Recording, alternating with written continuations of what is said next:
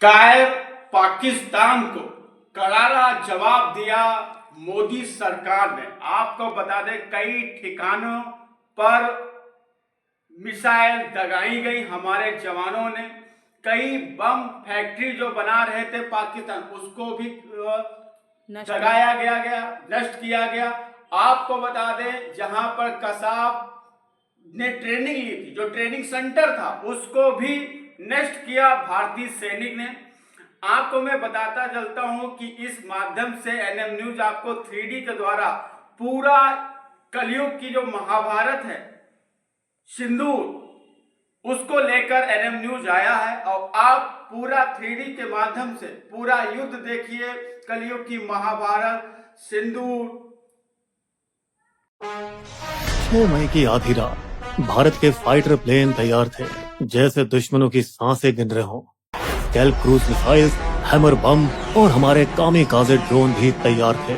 पिछले 12 दिनों से एक सीक्रेट कंट्रोल रूम में एनएसए अजित डोभाल की निगरानी में देश के सबसे घातक दिमाग मिशन बना रहे थे, एकदम चुपचाप मगर जानलेवा।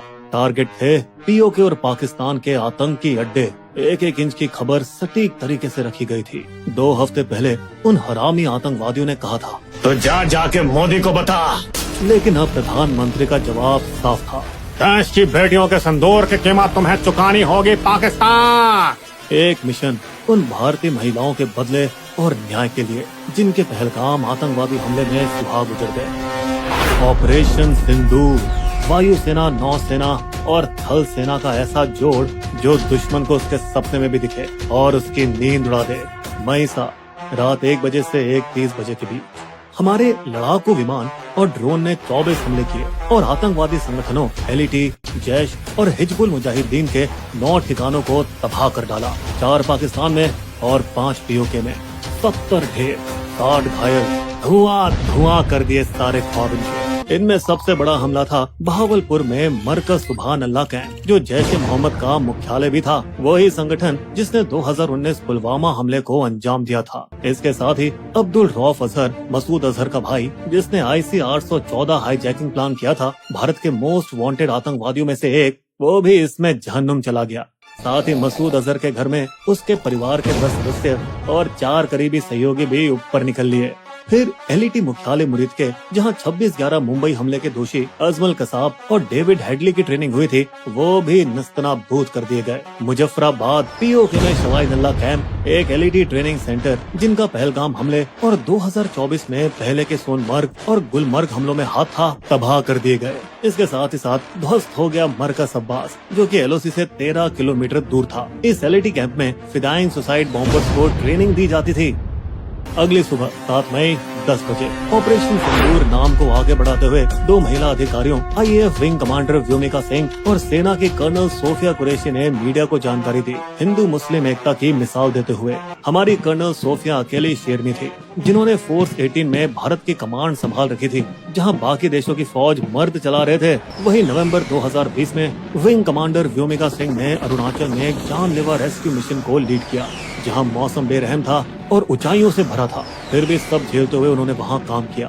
दोस्तों, आपको बता दें, उरी के बाद 12 दिन में स्ट्राइक हुई थी। पुलवामा के बाद भी 12 दिन में बालाकोट को उड़ाया गया था और अब पहलगाम के 14 दिन बाद आया ऑपरेशन सिंदूर, अब तक की सबसे बड़ी और घातक स्ट्राइक। दोस्तों, पाकिस्तान बौखला गया है। उसके इंटरनेट के जोकरों ने अफवाह उड़ाई, राफेल गिरा दिया, इंडियन आर्मी बेस तबाह हो गया। पर दोस्तों, PIB ने 2-2 कह दिया है, सब फर्जी है, झूठ का पुलिंदा है। और अटैक के सिर्फ 1 घंटे बाद ही पाक आर्मी ने LOC पार से कायराना बमबारी शुरू कर दी, जिसमें उनकी बौखलाहट नजर आ गई। दुर्भाग्य से बॉर्डर के गांव में 15 मासूम भारतीय मारे गए, जिनमें 4 छोटे छोटे बच्चे भी थे और एक जवान भी शहीद हुआ। तो कहीं ना कहीं ऑपरेशन की कीमत दोस्तों हमें भी चुकानी पड़ी।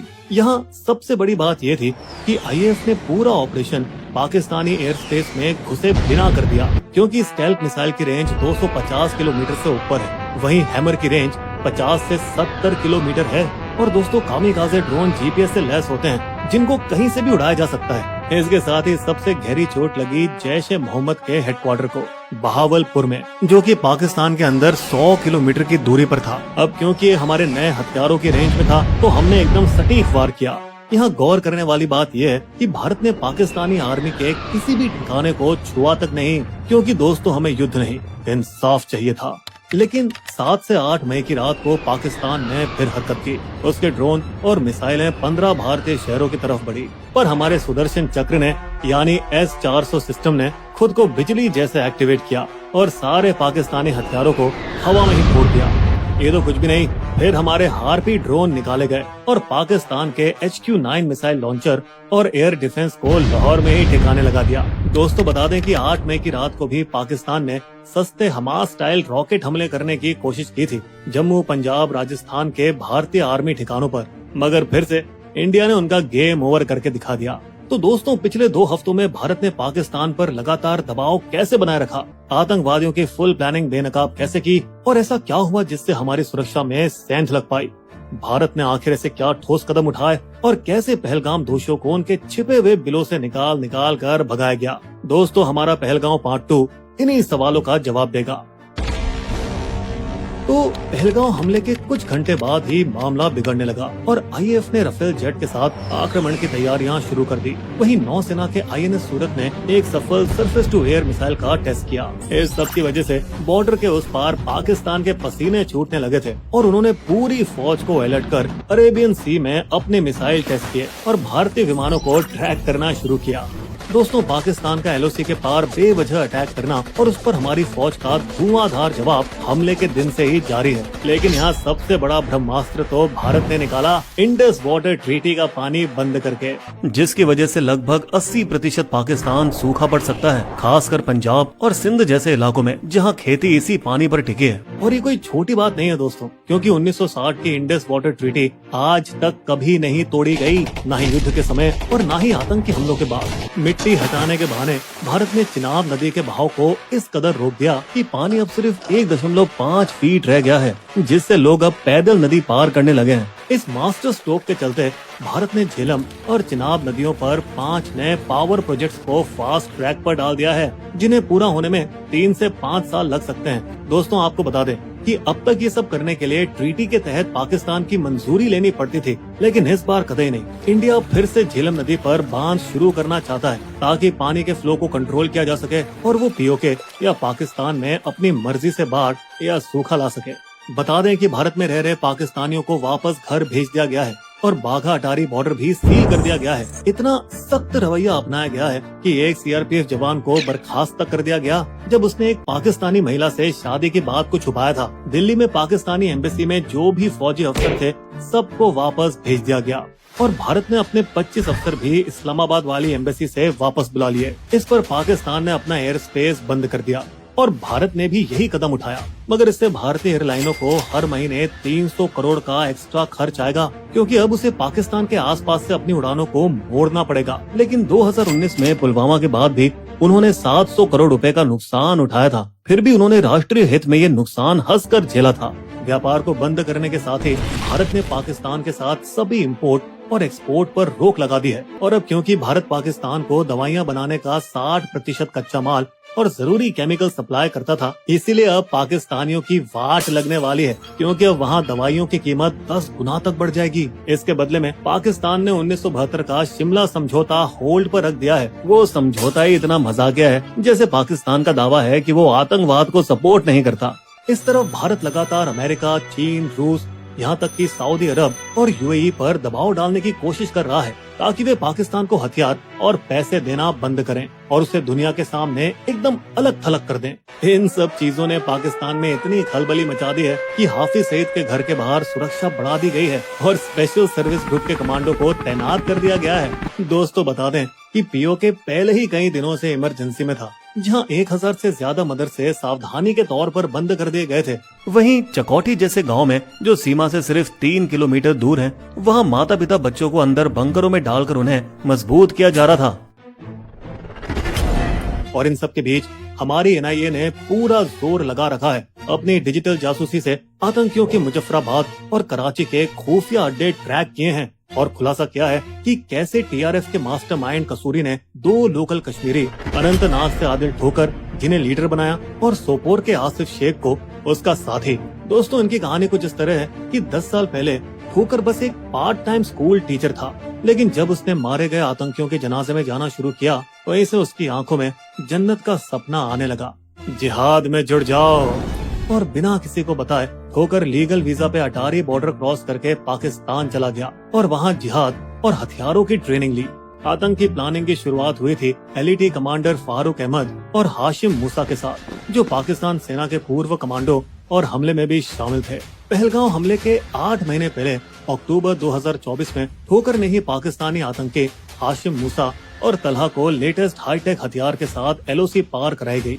फिर उनको जम्मू के पूंछ रजौड़ी सेक्टर के मुश्किल रास्तों से कश्मीर में घुसाने में मदद कराई गई।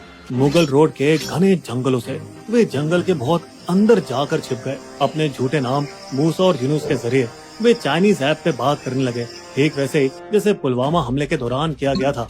दोस्तों बता दे, पुराने एंटीना वाले मोटे फोन नहीं थे, बल्कि थे लेटेस्ट चाइनीज सैटेलाइट स्मार्टफोन, और इनमें satellite texting, GPS calling, internet जैसे सारे फीचर्स थे जिन्हें ट्रैक करना बेहद ही मुश्किल था, जिनका इस्तेमाल किया गया हमले के दौरान अपने पाकिस्तान में बैठे कायर आकाओं के साथ जुड़े रहने के लिए, जैसे कि कोई कंट्रोल रूम ऑपरेशन चल रहा हो।